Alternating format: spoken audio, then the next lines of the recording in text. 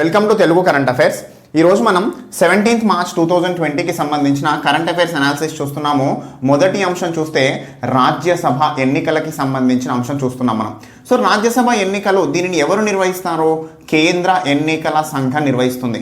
So ఈ కేంద్ర ఎన్నికల సంఘం రాజ్యసభ ఎన్నికలతో పాటుగా లోక్సభ ఎన్నికల్ని, రాష్ట్రపతి ఎన్నికల్ని, ఉపరాష్ట్రపతి ఎన్నికలు, రాష్ట్రాల యొక్క శాసనసభలు, శాసన మండలి ఎన్నికలు ఇవన్నీ కూడా కేంద్ర ఎన్నికల సంఘమే నిర్వహిస్తుంది. దీనితో పాటుగా ఎప్పుడైనా ముందస్తు ఎన్నికలు కానీ మధ్యంతర ఎన్నికలు కానీ వచ్చినా కూడా కేంద్ర ఎన్నికల సంఘం బాధ్యతనే అది కూడా. సో ఈ క్రమంలో ఈ రాజ్యసభ ఎన్నికలకు సంబంధించి రాజ్యాంగంలో 84 ఆర్టికల్లో చెప్పిన అంశం ఏంటంటే ఎన్నికలు అనేవి నైష్పత్తిక ప్రాతినిధ్య పద్ధతిలో జరుగుతాయి అని చెప్పేసి అన్నారు. సో రాజ్యసభ ఎన్నికలు అనేవి మొత్తం సభ్యులకి సంబంధించి ఒకేసారిగా జరగవు. రాజ్యసభ అనేది శాశ్వత సభ కాబట్టి దీంట్లో 1/3 వంతు మంది సభ్యులకు ప్రతి 2 సంవత్సరాలకు ఒకసారి ఎన్నికలు జరుగుతాయి.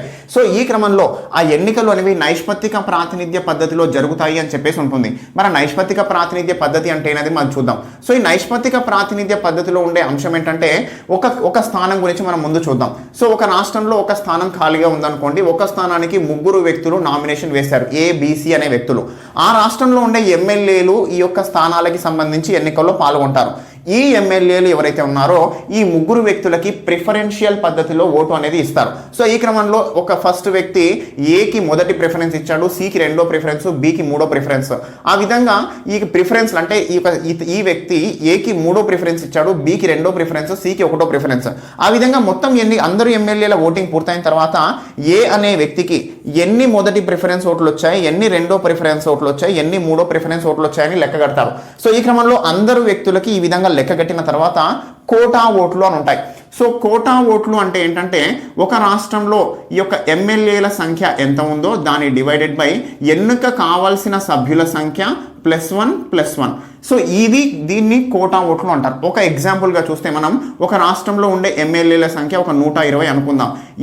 ఎన్నిక కాబడిన సభ్యుల సంఖ్య 3 అనుకుందాం. సో అంటే ఆ రాష్ట్రం నుంచి ఖాళీలు 3 స్థానాలు ఖాళీలుగా ఉన్నాయి. సో 3 + 1 + 1 అంటే 120/4 + 1 31. అంటే ఆ రాష్ట్రంలో 31 మొదటి ప్రిఫరెన్షియల్ ఓట్లు వచ్చిన వ్యక్తి గెలుపొందినట్టుగా లెక్కిస్తారు అని. సో ఈ క్రమంలో ఇక్కడ ఓటింగ్ జరిగిన తర్వాత ఏ అనే వ్యక్తికి 35 ఫస్ట్ ప్రిఫరెన్స్ ఓట్లు అనేది వచ్చినట్లయితే ఆ వ్యక్తి గెలుపొందినట్టుగా చెప్తారు. సో ఈ క్రమంలో ఈ యొక్క మొత్తం ప్రాసెస్లో ఈ యొక్క కోటా ఓట్లు అనేది పొందిన వ్యక్తి గెలుపొందినట్లుగా చెప్తాం కదా. అయితే ప్రస్తుతం తెలంగాణ రాష్ట్రంలో చూస్తే కె కేశవరావు అండ్ సురేష్ రెడ్డి ఇద్దరిని ఏకగ్రీవంగా ఎన్నికైనట్లుగా ప్రకటించారు. అంటే ఆ యొక్క స్థానానికి కేవలం ఒక్కొక్కరు మాత్రమే నామినేషన్లు అనేవి దాఖలు చేయడం, అంటే మిగతా వారి యొక్క నామినేషన్లు తిరస్కరించబడడంతో కేవలం ఒక్కొక్క నామినేషన్ ఉండబడడంతో వాళ్ళు ఏకగ్రీవంగా ఎన్నికైనట్టుగా చెప్పారు.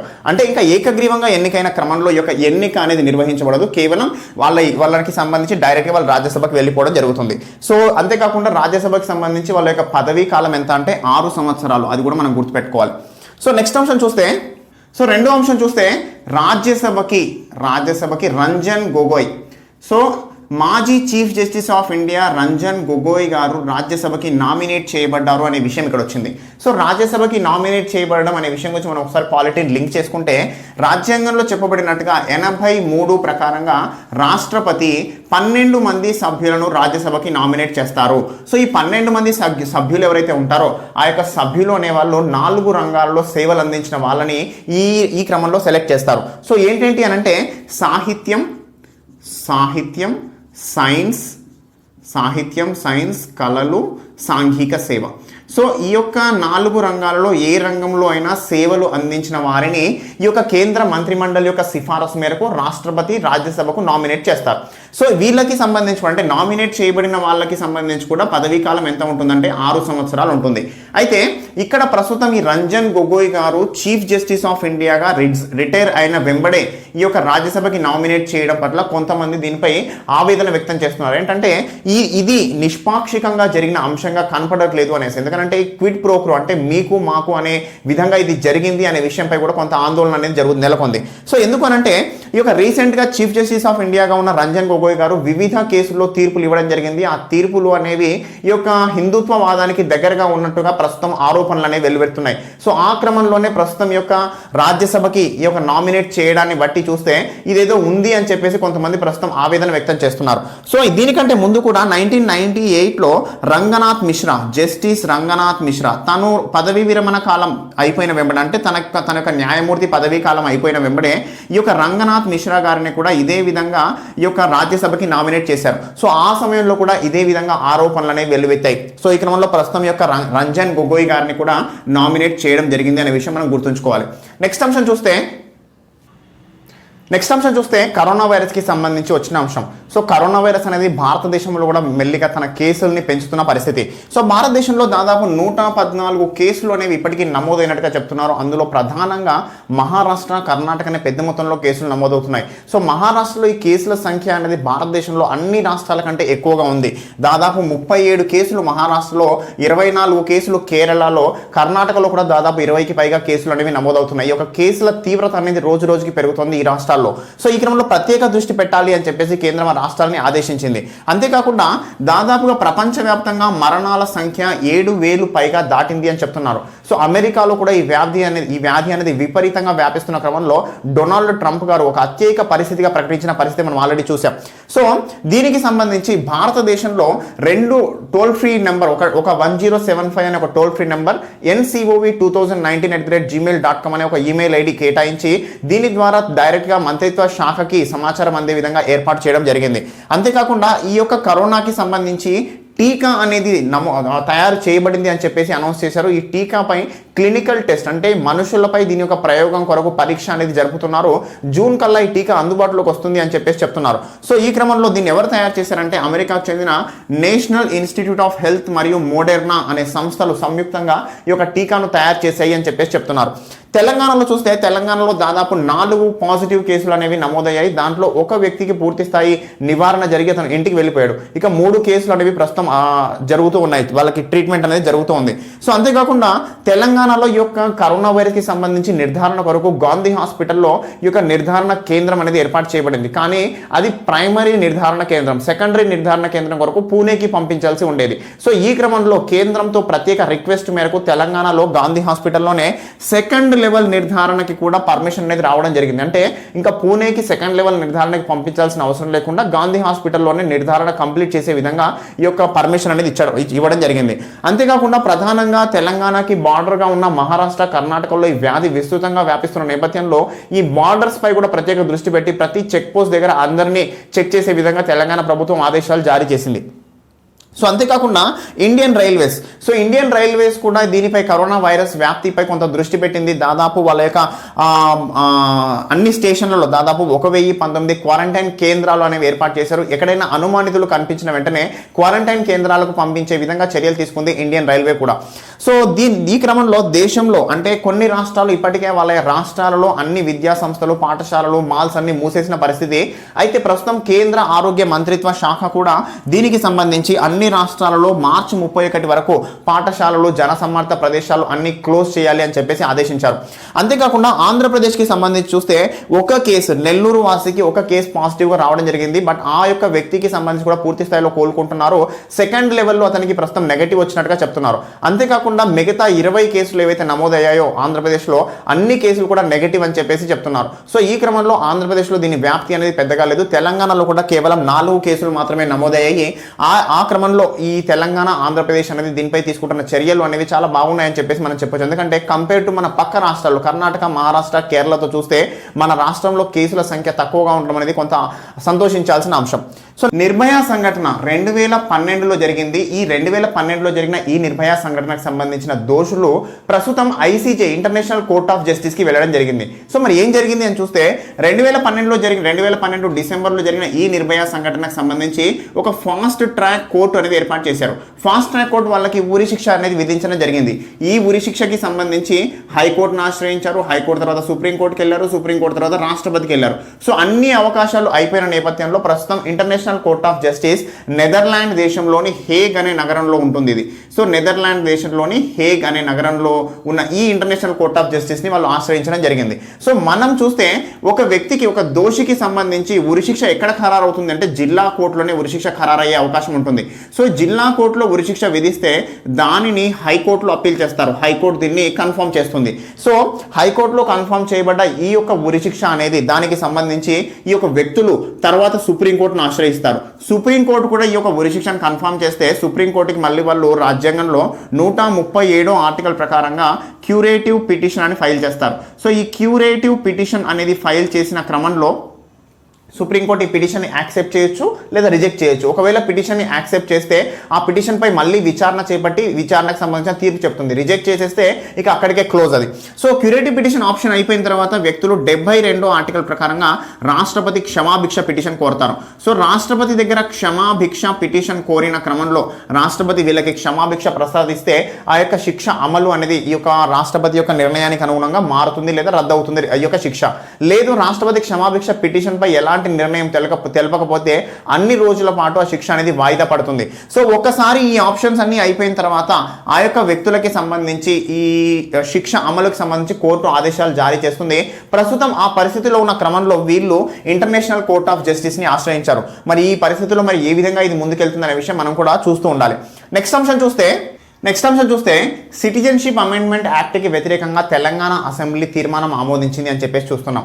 సో తెలంగాణ అసెంబ్లీ సమావేశాలనే జరుగుతున్న క్రమంలో ఈ సిటిజన్షిప్ అమెండ్మెంట్ యాక్ట్ దేశంలో 2019లో ఏదైతే చేశారో మరి ఏంటి సిటిజన్షిప్ అమెండ్మెంట్ యాక్ట్ అని ఒకసారి చూస్తే మనము భారతదేశానికి పొరుగున ఉన్న పాకిస్తాన్, ఆఫ్ఘనిస్తాన్, బంగ్లాదేశ్ దేశాల నుంచి భారతదేశంలోకి ప్రవేశించిన అక్రమ వలసదారులు ఎవరైతే ఉన్నారో 2014 డిసెంబర్ 31 కంటే ముందు వచ్చిన వారిలో ముస్లిమేతర మతాలు 6 ముస్లిమేతర మతాలకి వాళ్ళకి సంబంధించి పౌరసత్వం కల్పించడానికి 1955 భారత పౌరసత్వ చట్టాన్ని సవరించారు. అదే సిటిజన్షిప్ అమెండ్మెంట్ యాక్ట్ 2019.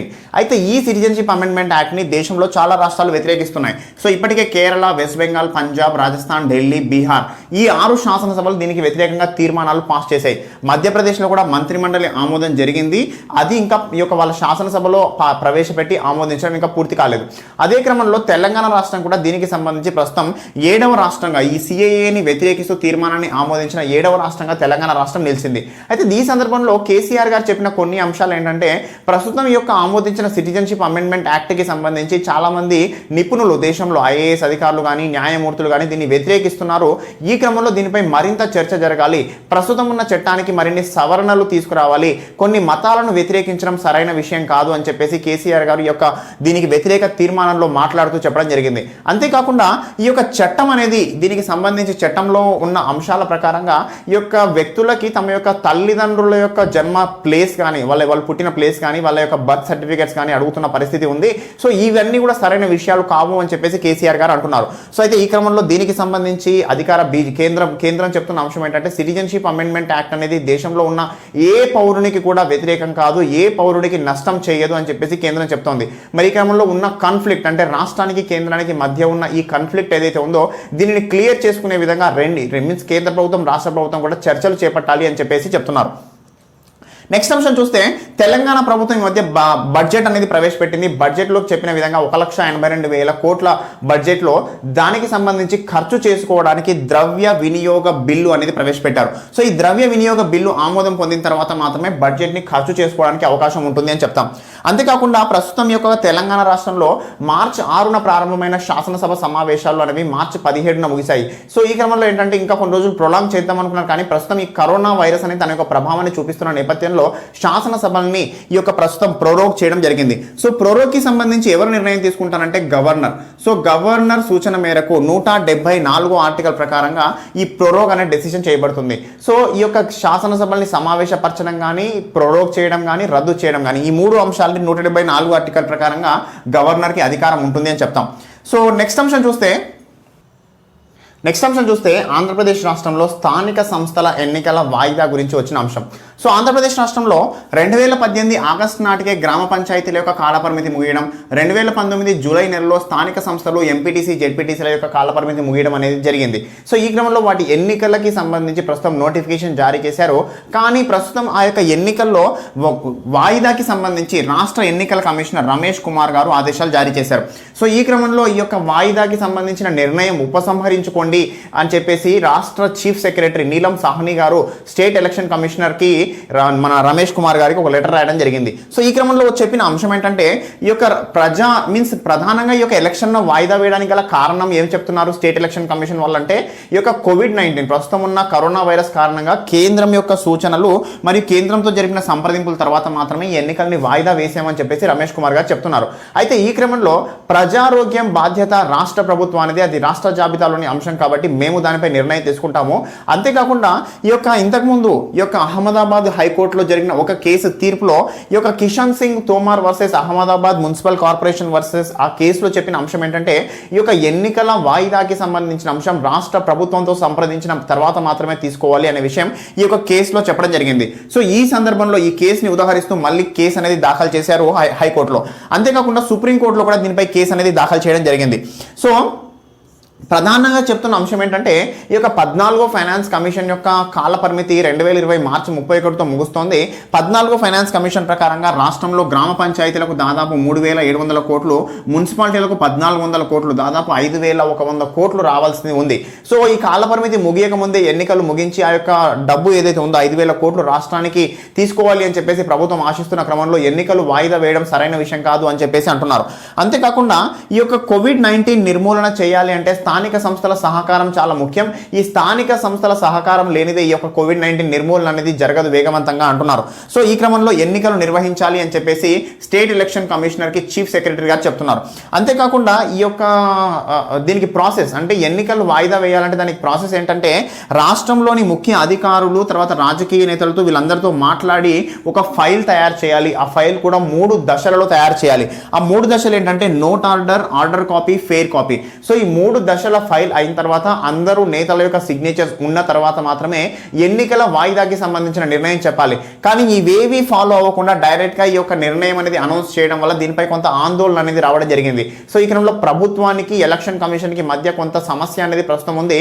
ఈ క్రమంలో దీనికి కోర్టులను కూడా ఆశ్రయించడం జరిగింది. మరి ఏ విధంగా కోర్టులు దీనికి తీర్పు చెప్తాయి అనే విషయం కూడా మనం చూస్తూ ఉండాలి. సో ఇవ్వండి ఈరోజు 17th మార్చికి సంబంధించిన కరెంట్ అఫైర్స్ అంశాలు. నెక్స్ట్ క్లాస్తో మళ్ళీ కలుస్తాను. Thank you.